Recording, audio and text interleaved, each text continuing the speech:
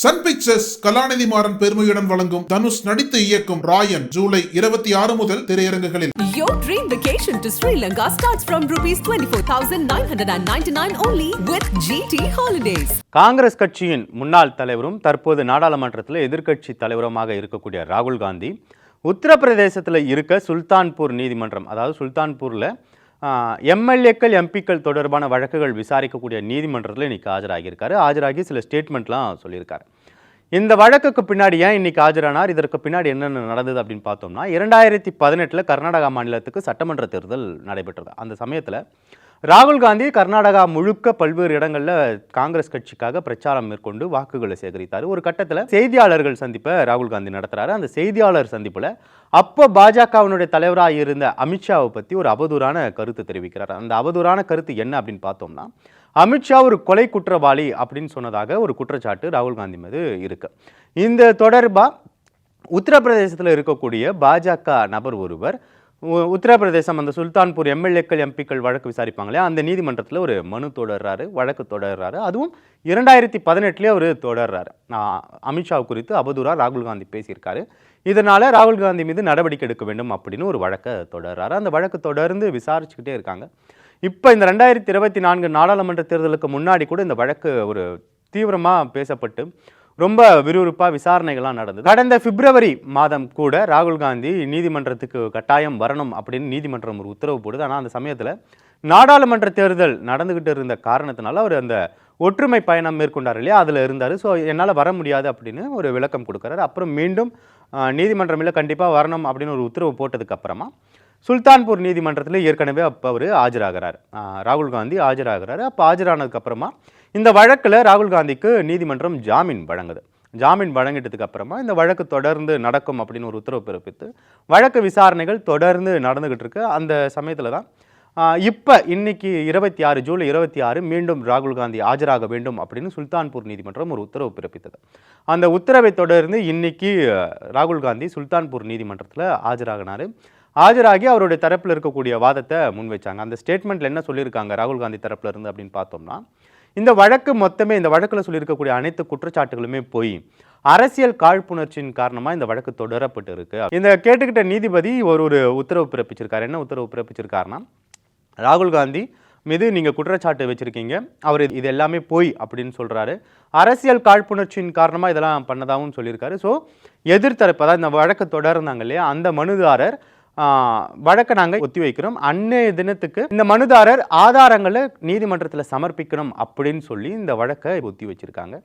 So இந்த வழக்கு இன்னும் என்னென்ன மாதிரியான விளைவுகள்லாம் ஏற்படுத்த போகுது அப்படின்றத நம்ம பார்ப்போம். ஏன்னா ஏற்கனவே முன்னாடியே ராகுல் காந்தி ஒரு அவதூறு வழக்கில் மோடி குறித்து ஒரு அவதூறு பேசினார். அது மோடி சமூகம் தொடர்பான அவதூறு அப்படின்னு சொல்லி ஒரு வழக்கு தொடரப்பட்டு அந்த வழக்கில் தண்டனையும் பெற்றார். தண்டனை பெற்று எம்பி பதவி இழக்கக்கூடிய அளவுக்கு போனார். பிறகு உச்சநீதிமன்றம் மேல்முறையீடு இதெல்லாம் அந்த விஷயத்தில் நடந்தது. இதெல்லாம் கடந்த காலத்தில் ராகுல் காந்திக்கு நடந்த நிகழ்வுகள். இப்போ மறுபடியும் அதே போல் ஒரு அவதூறு வழக்கு, அமித்ஷா குறித்து தவறாக பேசியிருக்காரு அப்படின்ற ஒரு அவதூறு வழக்கு வந்திருக்கு. விசாரணை மறுபடியும் ஒத்திவைக்கப்பட்டிருக்கு. இந்த வழக்கு இன்னும் எப்படிலாம் நகரப்போகுது, இந்த வழக்கிலையும் ராகுல் காந்தி குற்றவாளி, ஒரு தவறு இழைத்திருக்கிறார் அப்படின்னு முடிவு வருதா, இல்லை இவங்க சொன்னது போல் இது எல்லாமே அரசியல் காரணமாக பொய் புகார்களா அப்படின்றதும் நம்ம போகக்கூடிய காலகட்டத்தில் தெரிய வரும். இன்னைக்கு வரலாற்றில் அதே போல் இன்னொரு முக்கியமான நாள் ஜூலை 26 அப்படின்றது வரலாற்றில் மிகப்பெரிய, இந்திய வரலாற்றில் மிக முக்கியமான நாள்.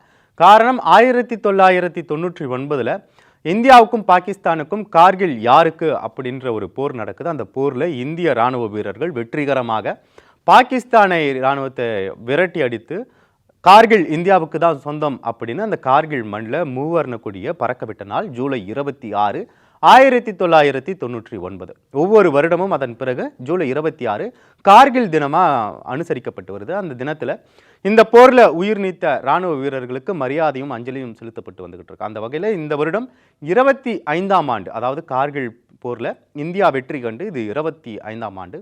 இந்த வருடம் பிரதமர் நரேந்திர மோடி கார்கில் சென்று அங்கே இறந்த இந்த போரில் உயிர் நீத்த இராணுவ வீரர்களுக்கு மரியாதை செலுத்தினார். தொடர்ந்து அங்கே இருக்கக்கூடிய இராணுவ வீரர்கள் மத்தியில் பேசினார். இப்போ ஒரு கூட்டம் போல் ஏற்பாடு பண்ணி அங்கே பிரதமர் மோடி பேசுகிறார். அந்த பேச்சில் ரொம்ப முக்கியமான சில விஷயங்களை அவர் பேசியிருக்காரு. கார்கில் வாரில் உயிர் நீத்தவங்களுக்கு என்னுடைய அஞ்சலி மரியாதை, எப்போவுமே அவங்க வரலாற்றிலிருந்து நீக்க முடியாத ஒரு மிகப்பெரிய வீரர்கள் அப்படின்னு அவங்களுக்கு ஒரு புகழஞ்சலி செலுத்துறாரு. இது செலுத்தி முடிச்சதுக்கு அப்புறமா அக்னி வீரர்கள் குறித்து பிரதமர் நரேந்திர மோடி பேசுறாரு. சமீப காலமா அக்னி வீரர் இந்த ஸ்கீம் கொண்டு வந்ததிலிருந்தே அக்னி வீரர் பிரச்சனை பெரிய விமர்சனத்துக்குள்ளா மாறி எதிர்க்கட்சிகள் தொடர்ந்து பல காட்டமான விமர்சனங்களை வந்து முன் வச்சுக்கிட்டு இருக்காங்க.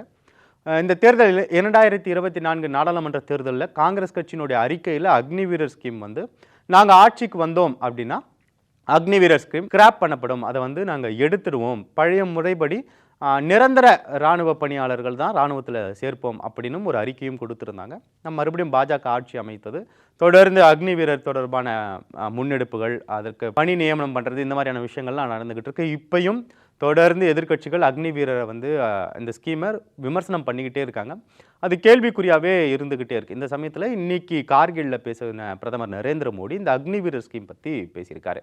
இராணுவ வீரர்கள் அப்படின்னாலே அரசியல்வாதிகளுக்கு சல்யூட் அடிக்கிறது, அணிவகுப்பு செய்கிறது, மரியாதை கொடுக்கறது, இப்படின்னு தான் ஒரு சிலர்லாம் இங்கே நினச்சிக்கிட்டு இருக்காங்க. ஆனால் எங்களை பொறுத்த வரைக்கும் இராணுவ வீரர்கள் அப்படின்றவங்க இந்த நாட்டினுடைய 140 கோடி மக்களின் நம்பிக்கை அப்படின்னு அவர் தெரிவிச்சிருக்காரு. இது போக அக்னிவீர் ஸ்கீம் பற்றி அரசியல் ரீதியாக பல குற்றச்சாட்டுகள்லாம் முன் வச்சுக்கிட்டு இருக்காங்க. ஆனால் இராணுவத்தை எப்போவுமே இளைஞர்கள் கையிலே இருக்கணும், அது ரொம்ப இளமையாக இருக்கணும், இந்திய இராணுவம் எப்போவுமே இளமையாக இருக்கணும் அப்படின்றதுக்காக கொண்டு வரப்பட்டது தான் இந்த அக்னிபாத் அப்படின்ற திட்டம் அப்படின்றதையும் பிரதமர் நரேந்திர மோடி இன்னைக்கு சொல்லியிருக்காரு. அக்னி வீரர்கள் குறித்து இப்படிலாம் பேசியிருந்தார். இதே சமயத்தில் கார்கில் பாகிஸ்தான் தொடர்பாகவும் சில விஷயங்கள் பேசியிருந்தார். நம்ம ஏற்கனவே சொல்லியிருந்தோம், கார்கில் போரில் உயிரிழந்த வீரர்களுக்கு அஞ்சலி செலுத்தினார், அவங்க எப்போவுமே பெரிய வீரர்கள் அப்படின்னு சொல்லி பேசியிருந்தார். இப்போது அடுத்தது பாகிஸ்தான் பற்றி இந்த பேச்சில் பேசுகிறப்ப கார்கில் போரில் தோற்றதுக்கு அப்புறமா கூட பாகிஸ்தான் கார்கில் போர்லேருந்து எந்த விதமான பாடத்தையும் அது கற்றுக்கலை அப்படின்ற ஒரு குற்றச்சாட்டை முன் வச்சிருக்காரு. அது போக தொடர்ந்து பாகிஸ்தான் பயங்கரவாதிகளுக்கு புகலிடம் கொடுத்துக்கிட்டே இருக்குது அப்படின்ற ஒரு காட்டமான விமர்சனத்தையும் பாகிஸ்தானை நோக்கி பிரதமர் நரேந்திர மோடி இன்னைக்கு வச்சிருக்காரு. அடுத்தது கர்நாடகாவில் ஒரு முக்கியமான சம்பவம் தொடர்ந்து எதிர்க்கட்சிகள் தரப்புல இருந்து பேசப்பட்டுக்கிட்டே இருக்கு. அது விவாதத்துக்கு எடுத்துக்கணும், இது ஒரு பெரிய பிரச்சனை அப்படின்னு அவங்க முன் வச்சுக்கிட்டே இருக்காங்க. என்ன பிரச்சனை அப்படின்னு பார்த்தோம் அப்படின்னா, கர்நாடகாவில் மைசூர் அர்பன் டெவலப்மெண்ட் அத்தாரிட்டி அப்படின்ற ஒரு அமைப்பு மைசூரை சுற்றி அல்ல மைசூருக்குள்ள இருக்கக்கூடிய விஷயங்கள்லாம் பார்த்துக்கிட்டு இருக்காங்க. இந்த அமைப்பில் மிகப்பெரிய ஊழல் நடந்திருக்கு, நிலம் கையகப்படுத்தினதில் மிகப்பெரிய ஊழல் நடந்திருக்கு. இதில் முதலமைச்சர் அவங்கள நெருக்கமானவங்க இவங்க எல்லாருக்குமே அதில் பங்கு இருக்குது அப்படின்னு சொல்லி பாஜக தொடர்ந்து அங்கே குற்றச்சாட்டை முன் வச்சுக்கிட்டே இருக்காங்க. பல போராட்டங்களையும் கர்நாடகாவில் முன்னெடுத்தாங்க. ஓரிரு தினங்களுக்கு முன்னாடி நம்ம பார்க்க நேரிட்டது, கர்நாடகாவினுடைய சட்டமன்றத்துக்குள்ள பாஜகவினுடைய எம்எல்ஏக்கள் இந்த விவகாரம் கண்டிப்பாக விவாதிக்கப்படணும், இதில் உடனடியாக முதல்வர் தலையிட்டு நடவடிக்கை எடுக்கணும் அப்படின்னு பல்வேறு கோரிக்கைகள்லாம் முன்வைத்து சட்டமன்றத்துக்குள்ளவே உள்ளிருப்பு போராட்டம், அதுவும் இரவு நேரத்தில் உள்ளிருப்பு போராட்டம் நடத்தினாங்க பாஜக எம்எல்ஏக்கள். இதெல்லாம் நம்ம ஓரிரு தினங்களுக்கு முன்னாடி பார்த்தோம். அப்படி இருக்கிறப்ப இப்போ நாடாளுமன்ற கூட்டத்தொடர் கூடி நாடாளுமன்ற கூட்டத்தொடர் தொடர்ந்து நடந்துகிட்டு இருக்க சமயத்தில் இன்னைக்கு கர்நாடகாவிலிருந்து தேர்ந்தெடுக்கப்பட்ட பாஜக எம்பிக்கள் நாடாளுமன்றத்தின் வெளியே நாடாளுமன்ற அலுவல் ஆரம்பிக்கிறதுக்கு முன்னாடி நாடாளுமன்றத்திற்கு வெளியே மிகப்பெரிய கண்டன ஆர்ப்பாட்டத்தை முன்வைத்தாங்க. இது போக பாஜக எம்பிக்கள், கர்நாடகாவை சேர்ந்த பாஜக எம்பிக்கள் மக்களவை மாநிலங்களவை 2 இடங்களிலுமே நோட்டீஸ் கொடுத்தாங்க. அதாவது இன்னைக்கு நடக்க இருக்கக்கூடிய அலுவல்கள்லாம் ஒத்தி வைத்துட்டு இந்த விவகாரம் தொடர்பாக மைசூர் அர்பன் டெவலப்மெண்ட் அத்தாரிட்டி தொடர்பாக இந்த ஊழல் தொடர்பாக விவாதிக்கணும் அப்படின்னு சொல்லி ராஜ்யசபா மக்களவை 2த்திலுமே நோட்டீஸ் கொடுத்துருந்தாங்க. தொடர்ந்து பாஜக காங்கிரஸ் மிகப்பெரிய ஊழல் செஞ்சிருக்கு அப்படின்ற ஒரு குற்றச்சாட்டை முன் வச்சுக்கிட்டே இருக்காங்க. விசாரணை நடைபெறும் அப்படின்னு பார்ப்போம். விசாரணை நடைபெற்று விசாரணையில் பல்வேறு விஷயங்கள் வெளியே வரும் அப்படின்றதையும் நம்ம பார்க்க போகக்கூடிய காலங்களில் பார்ப்போம். இந்த விவகாரங்கள் இப்படி போயிட்டு இருக்கப்ப இன்னைக்கு கர்நாடகாவினுடைய முதல்வராக இருக்கக்கூடிய சித்தராமையா ஒரு முக்கியமான ஸ்டேட்மெண்ட்டை செய்தியாளர்கள் மத்தியில் சொல்லியிருக்கார். இன்னைக்கு செய்தியாளர்களை சந்தித்த சித்தராமையா இந்த விவகாரம் தொடர்பாக அவர்கிட்ட கேள்வி எழுப்புறாங்க. இந்த மைசூர் அர்பன் டெவலப்மெண்ட் அத்தாரிட்டி தொடர்பாக அவர்கிட்ட கேள்வி எழுப்புறாங்க. அதற்கு பதிலளித்த சித்தராமையா பாஜக இங்கே வந்து ஒரு நல்ல எதிர்க்கட்சியாக செயல்படலை அப்படின்னு ஒரு குற்றச்சாட்டை முன்வைக்கிறார். அது போக பாஜக அப்புறம் பாஜக கூட்டணியில் இருக்கக்கூடிய கட்சிகள் சட்டமன்றத்தில் அவங்களுக்கு சட்டமன்றம் 2 அவைகளாக இருக்குது. ஒன்று வந்து அசம்பிளி, இன்னொன்று வந்து லெஜிஸ்லேட்டிவ் கவுன்சில் 2 இருக்குது, எம்எல்சின்னு சொல்லுவாங்க. 2ம் கர்நாடகாவில் இருக்குது. ஸோ இந்த 2 இடத்துலையுமே வந்து பாஜகவும் சரி அதனுடைய கூட்டணி கட்சிகளும் எதிர்க்கட்சிகளாக செயல்படாமல் ஒரு ஆரோக்கியமான அரசியல்களை முன்னெடுக்காமல் வெறும் வெறுப்பு அரசியலை தான் முன்னெடுத்துக்கிட்டு இருக்காங்க அப்படின்னு ஒரு குற்றச்சாட்டை சித்தராமையா முன் வச்சிருக்காரு. அடுத்தது ஆந்திராவில் ஒரு அரசியல் போர் தொடங்கிடுச்சு அப்படின்னு சொல்லலாம். தொடர்ந்து ஆந்திராவில் ஆளுங்கட்சியாக இருக்கக்கூடிய தெலுங்கு தேசம் பார்ட்டியும் எதிர்க்கட்சி வரிசையில் இல்லைனாலும் அங்கே ஒரு குறிப்பிட்ட அளவில் எம்எல்ஏக்கள் பெற்றிருக்கக்கூடிய ஒய்எஸ்ஆர் காங்கிரஸும் மிகப்பெரிய அரசியல் போரை நடத்திக்கிட்டே இருக்காங்க. நாடாளுமன்ற தேர்தல் இந்தியாவுக்கு நடந்து முடிந்தது இல்லையா 2024. அப்போ தான் ஆந்திர மாநிலத்துக்கும் சட்டமன்ற தேர்தலும் நடந்தது. அந்த சட்டமன்ற தேர்தலில் இதுவரைக்கும் ஆட்சியில் இருந்த, இதற்கு முன்னாடி ஆட்சியில் இருந்த ஒய்எஸ்ஆர் காங்கிரஸ், ஜெகன்மோகன் கட்சியினுடைய ஒய்எஸ்ஆர் காங்கிரஸ் அகற்றப்பட்டு சந்திரபாபுனுடைய தெலுங்கு தேசம் பார்ட்டி ஆட்சி அமைத்தது. இதற்கு பிறகு பல விமர்சனங்கள், பல குற்றச்சாட்டுகள் சந்திரபாபு மீது வந்தது. அதாவது ஒய்எஸ்ஆர் காங்கிரஸ் தரப்புல இருந்து சந்திரபாபு மீது பல்வேறு விமர்சனங்கள், குற்றச்சாட்டுகள் வந்தது. எங்கள் கட்சிக்காரங்களை இவங்க டார்கெட் பண்ணுறாங்க, ஜெகன்மோகனை தொடர்ந்து டார்ச்சர் பண்ணுறாங்க, இப்படியான விமர்சனங்கள், குற்றச்சாட்டுகள்லாம் அங்கே பரவலாக எழுந்துக்கிட்டே இருந்தது. இப்படி இருக்கப்ப டெல்லியில் ஜெகன்மோகன் ஒரு போராட்டம் பண்ணுறாரு. அந்த போராட்டத்தில் முக்கியமான சில விஷயங்களை அவர் பேசுகிறாரு.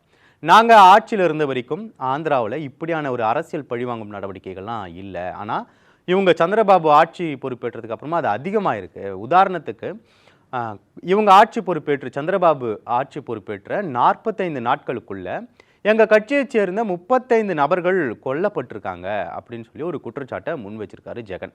ஸோ இதே சமயத்தில் இது விவகாரம் தொடர்பாக சட்டமன்றத்தில் பேசின சந்திரபாபு என்ன சொல்லியிருக்காரு அப்படின்னா, இது வரைக்கும் ஆந்திராவில் இப்படியான ஒரு சூழ்நிலை நான் பார்த்ததே இல்லை. அதாவது இந்தியாவில் இருக்கக்கூடிய மூத்த அரசியல்வாதிகளில் நானும் ஒருவர். ஆனால் இது வரைக்கும் என்னுடைய அரசியல் வாழ்க்கையில் கடந்த காலங்களில் ஆந்திரா இருந்தது போல் ஒரு மோசமான சூழ்நிலையை நான் பார்த்ததே இல்லை அப்படின்னு சொல்லி சந்திரபாபு சொல்கிறாரு. இது போக கடந்த ஆந்திரா அரசியலை ஒப்பிடணும் அப்படின்னா இங்கே இருக்கக்கூடிய இந்த உலகத்தில் ஒரு மோசமான நபர் யார் அப்படின்னா கொலம்பியா நாட்டைச் சேர்ந்த ஒரு மாஃபியா கும்பல், போதைப்பொருள் மாஃபியா கும்பலான பாப்லோ எஸ்கோபாரோட தான் ஒப்பிடணும். ஏன்னா அவர் முதல்ல போதைப்பொருள் கடத்தல்காரராக இருந்தார், பிறகு அரசியலுக்குள்ளே வராரு, பெரிய தலைவராரு, அப்புறம் மிகப்பெரிய பணக்காரராக ஆகிறாரு. அப்பையும் அவர் போதைப்பொருள் கடத்தல் விவகாரங்கள்லாம் ஈடுபட்டுக்கிட்டு இருந்தார்.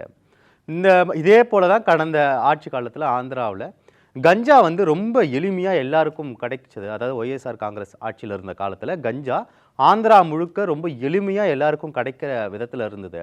இது தொடர்பாக என்னைக்காவது ஒய்எஸ்ஆர் காங்கிரஸினுடைய தலைவரும் அப்போ முதல்வராக இருந்த ஜெகன் என்னைக்காவது சட்டமன்றத்தில் இல்லை வெளியே இதை பற்றி பேசியிருக்காரா அப்படின்னு சொல்லி ஒரு கேள்வியை முன் வச்சிருக்காரு. இது போக முன்னாள் முதல்வருக்கு என்ன பெரிய ஆசை, பெரிய பணக்காரர் ஆகணும், யாரை விட அம்பானி, அதானி இவங்களெல்லாம் விட பெரிய பணக்காரர் ஆகணும் அப்படின்றதான அவருடைய நோக்கம் அப்படின்னு ஒரு கேள்வியை முன் வச்சிருக்காரு. இது போக முன்னாள் அப்போ ஆட்சியில் இருந்தப்போ எம்எல்சியாக ஒய்எஸ்ஆர் காங்கிரஸினுடைய எம்எல்சி உறுப்பினராக இருந்த ஆனந்த சத்யா அப்படின்ற நபருடைய கார் ஓட்டுநர் படுகொலை செய்யப்பட்டார். இதுவே ஜெகன்மோகன் ஆட்சி காலத்தில் ஆந்திராவில் சட்டம் ஒழுங்கு எவ்வளோ மோசமாக இருந்தது அப்படின்றதுக்கு ஒரு உதாரணம் அப்படின்னு பல்வேறு கேள்விகளை ஜெகனை நோக்கி சந்திரபாபு முன் வச்சிருக்காரு. இதற்கு ஜெகன் தரப்புல இருந்து என்ன பதில் வருது அப்படின்றத நம்ம பொறுத்திருந்து பார்ப்போம். நக்கீரன் டிவிக்கு சப்ஸ்கிரைப் செய்யுங்கள். உங்கள் ஆதரவே எங்கள் பலம். ஆசிரியர்களுக்கு நண்பனாகவும் மாணவர்களுக்கு ஆசானாகவும் திகழும் தேர்வு வழிகாட்டி. ஒவ்வொரு பாடத்திற்கும் அனுபவமிக்க ஆசிரியர்களின் துல்லியமான தெளிவான விடைகள். CNC இருக்கு, தேர்வு பயம் எதற்கு? இது தீரன் பப்ளிஷிங் ஹவுஸ் விற்பனை வெளியீடு.